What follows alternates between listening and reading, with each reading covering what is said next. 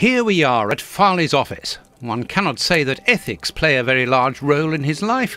Look at the headlines pinned to the walls, like trophies of bad taste. Perhaps we will finally begin to understand the reasons for his persistence in tarnishing your reputation. Perhaps.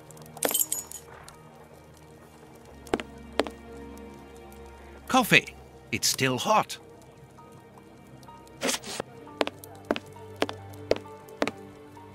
This is an electric box. Interesting.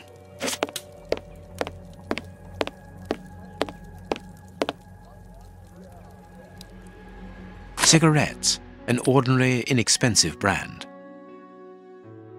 A press card. Osmond Farley. It's his overcoat.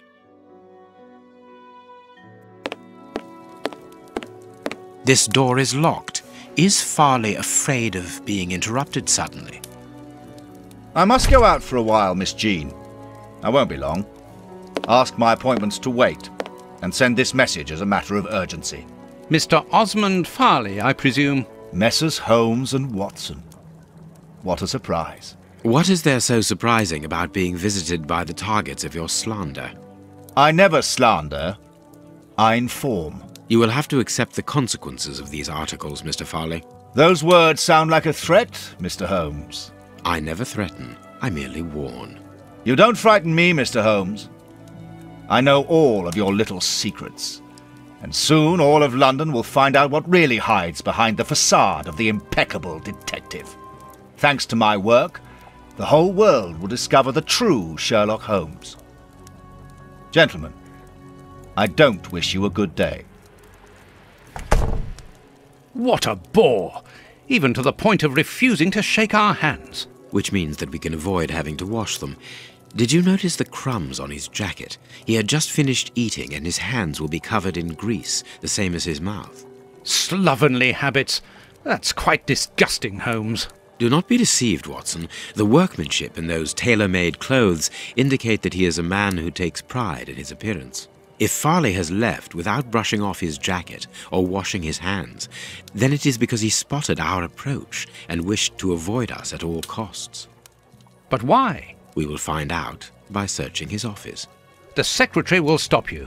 Please reassure me, Holmes, you don't intend upon knocking her out? Only if we exhaust every other viable alternative. The secretary is occupied in sending a telegram via their electric telegraph. Farley asked that she should do so before he left. We must find a way of interrupting the transmission, which will oblige her to go to the telegraph office in Kensington.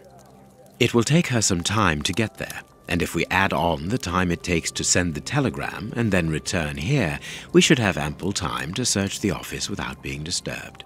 I suppose it's unnecessary to point out the illegality of this search? I'm afraid so.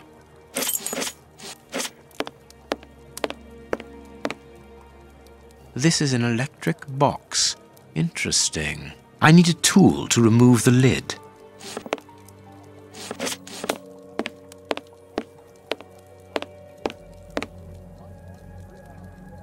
This hanger has a large iron hook.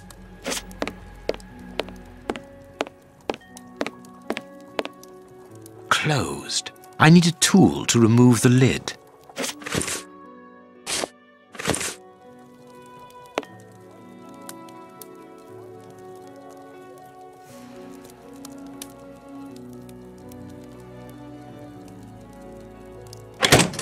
I can hear an electrical humming.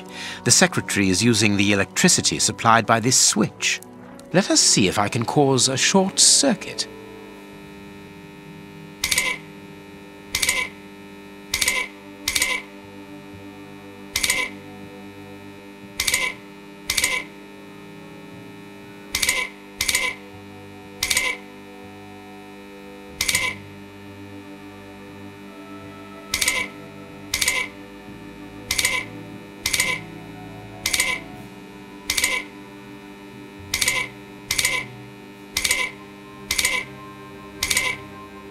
Let us see if I can cause a short circuit.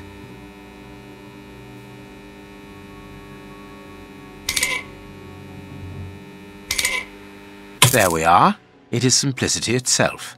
Oh, that's just too bad. Get out quickly, Watson. I'm going to hide here.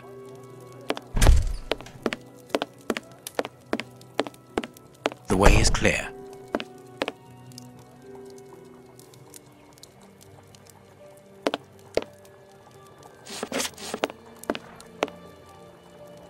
Let's go, Watson.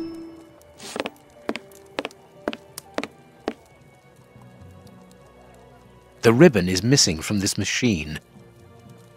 A page of this notebook has been torn out. We can only see the title in shorthand and today's date. It's a message that the secretary must send urgently. I'm going to recopy it. You can read shorthand? You never cease to amaze me. Were you a secretary before becoming the great Sher? Perhaps. But no, a man must have his secrets. A makeup case with a good brush.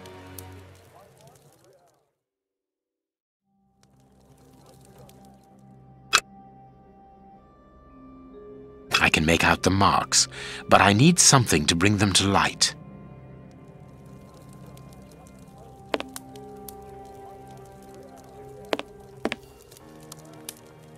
Here is Farley's secretary's telegram. Nothing special here.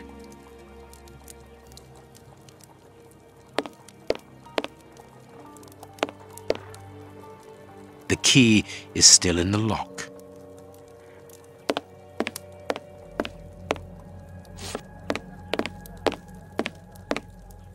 This ashtray is worth examining. This ash comes from an ordinary, well-known brand of cigarettes. It is still warm.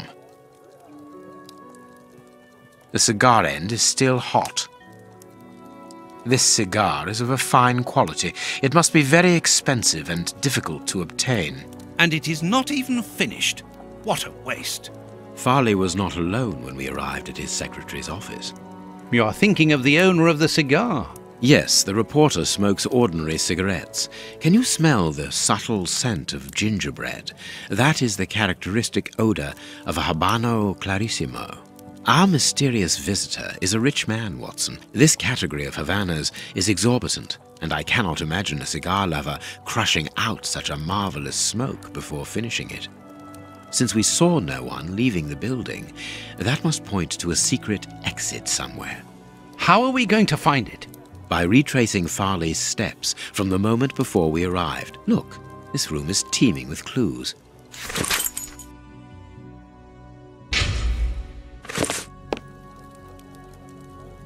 This armchair is out of place.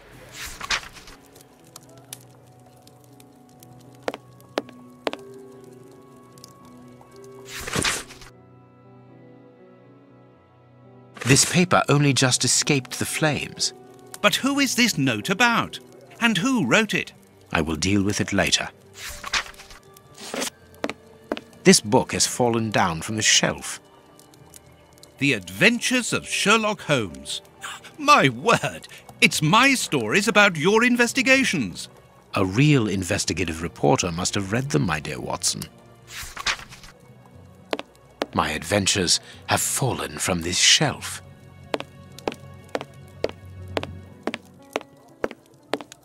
Someone closed the curtain as though he wanted to maintain his privacy. This cabinet has a lot of drawers, each marked with a letter. There is surely a great deal of information in them. But we can't open all of them. We must know what we are looking for.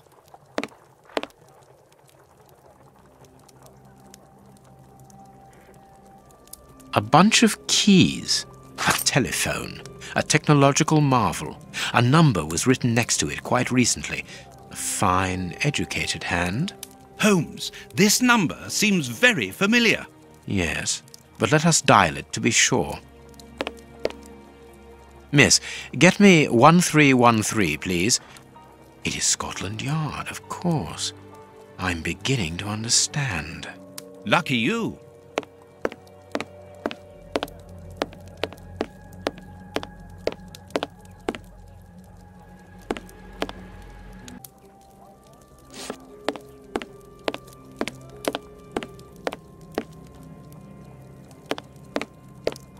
Judging from all the notes on the board, our reporter is an assiduous and organized worker.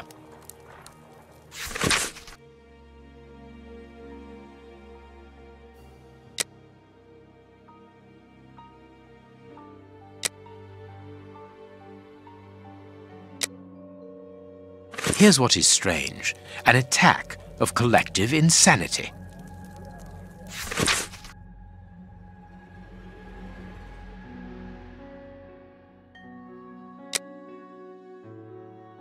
A horrible story, and rather a strange one.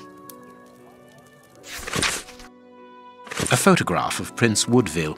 Farley is evidently also interested in this affair.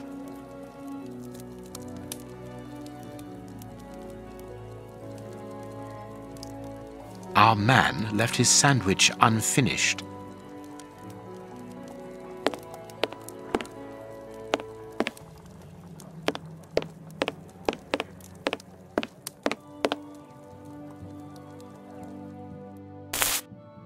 I understand what you want to do. It's an old trick.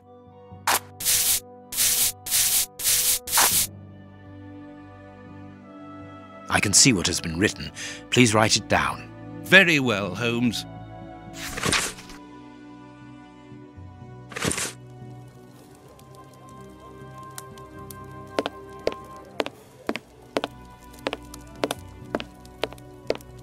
I wonder which drawer the secretary was interested in. The DF drawer, of course, the one in the message that we deciphered from the secretary's desk blotter. There are a lot of cards. I must find out which one was consulted last.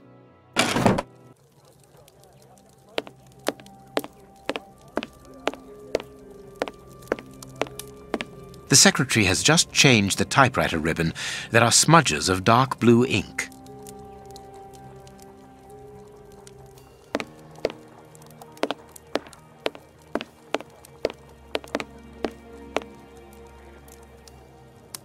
There are a lot of cards. How to find the right one?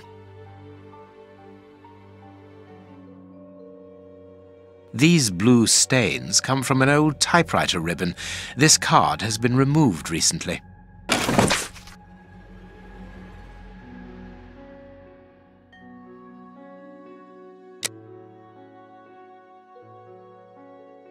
This card has got grease marks on it.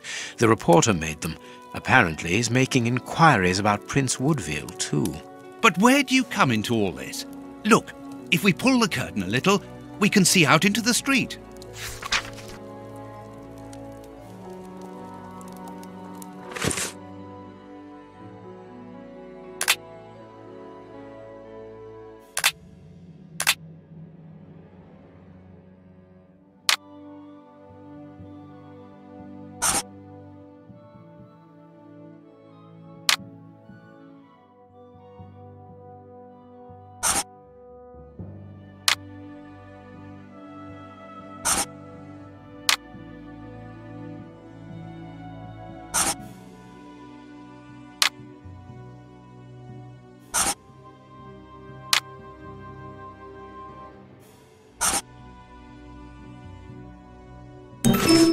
Farley consulted a card while he ate, which was given to him by his secretary just before she changed the ribbon on her typewriter.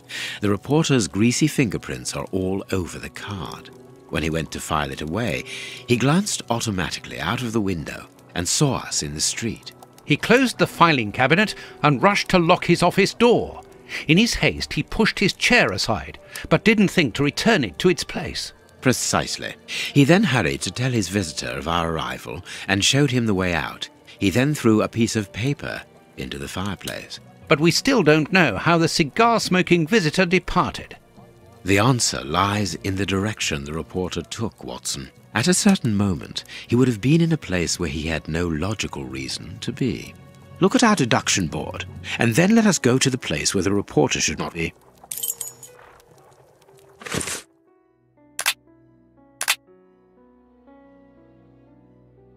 Perfect.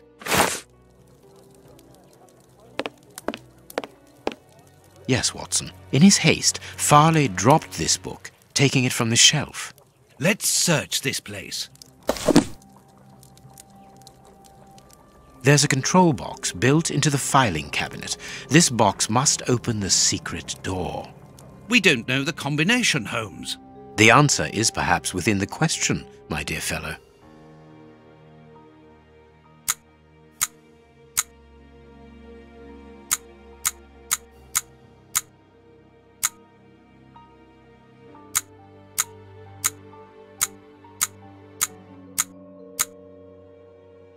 There we are. It is simplicity itself. Let us go and look at this secret exit, Watson.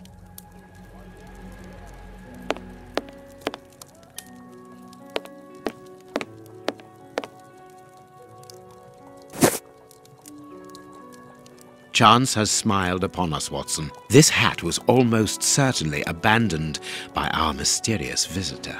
Imagine the scene. In his hurry, the cigar man drops his top hat.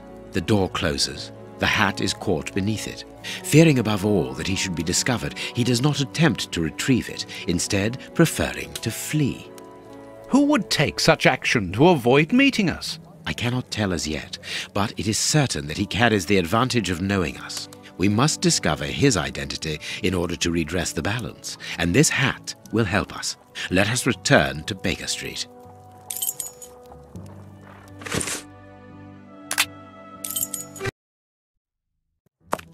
Let's hope that an examination of this top hat will reveal to us the identity of its owner. It will, you can be sure of that. For once, I must insist that you allow me to work alone, Holmes. As you wish. Take your time. I will examine this hat at my work table.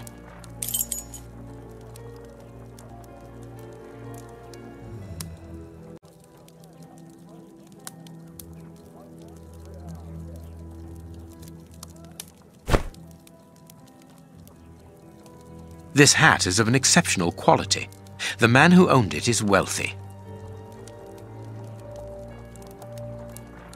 Slight scratch marks. Slight scratch marks. The man wears glasses, and whenever he puts them on, he grazes the sides of his hat. This would suggest that he is educated and long-sighted rather than short-sighted.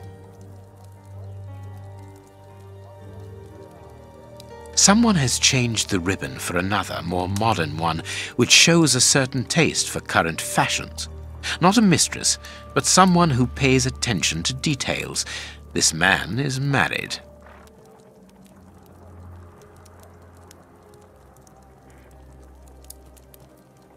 This hat was made to measure by a well-known hatter located near the Old Bailey.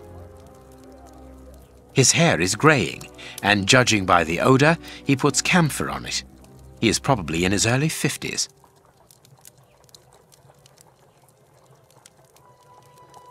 Heat marks and a strong smell of tobacco.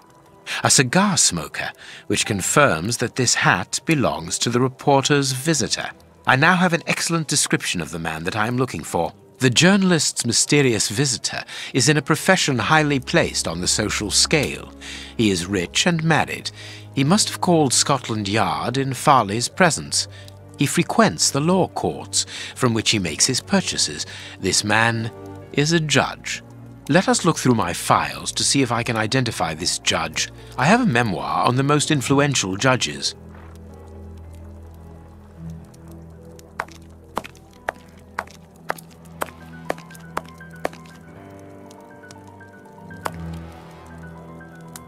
I have found my file. I must place it on my work table.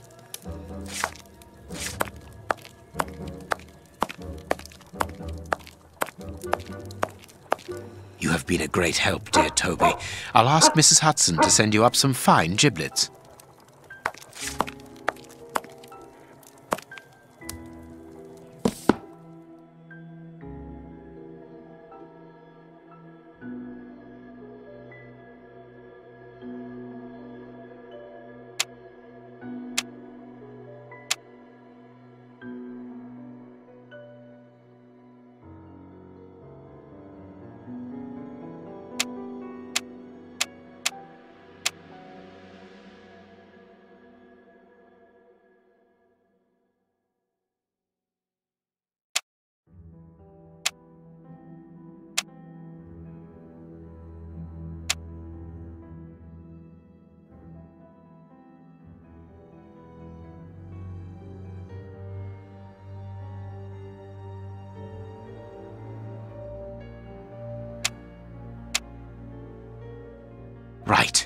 It is him, Judge Beckett.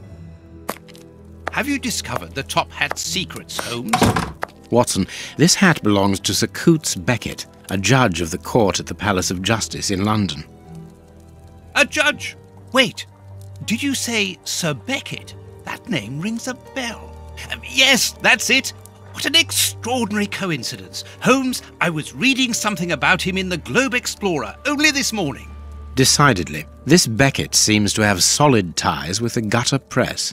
I bought it from a rascal who ran off without giving me my change. I'm sure that I've seen him before, and... Spare me the details, Watson. Show me the article.